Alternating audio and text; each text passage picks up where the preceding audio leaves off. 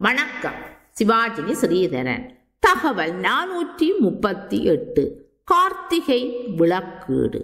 திருவண்ணாமலையில் கார்த்திகை தீபம் ஏற்றப்பட்டதும் தீபத்தை வணங்கி விட்டு கீரிவலம் வந்தால் ஆன்மா சக்தி அதிகரிக்கும் என ஐதீகம் கூறுகின்றது. திருவண்ணாமலையில் ஏற்படும் கார்த்திகை தீபம் 11 நாட்கள் நின்று எரியும் என சொல்லப்படுகிறது.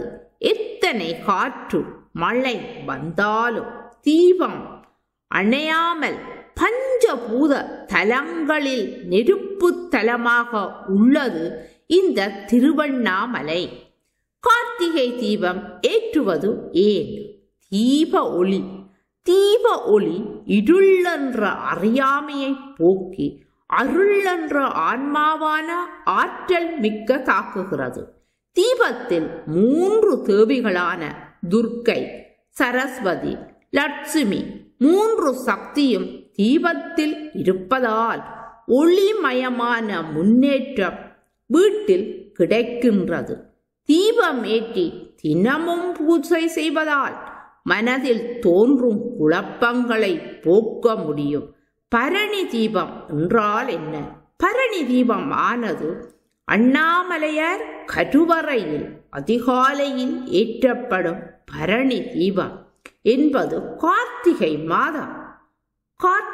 மாதம் பரணி நட்சத்திரத்தில் ஏற்படும் தீபம் பரணி தீபம் ஆகும். கார்த்திகை என்பது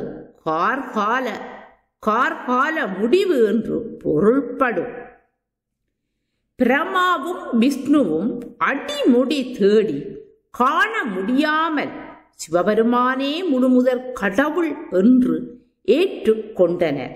பிரம்மா விஷ்ணு தாம் கண்ட சோதியை எல்லோரும்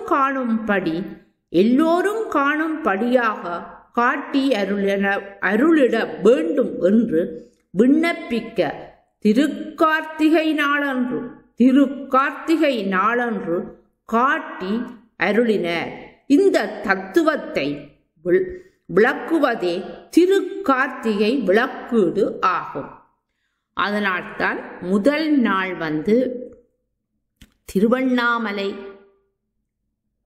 ஆலயத்தில் விளக்கேற்றி வழிபட்டு, 2வது நாள்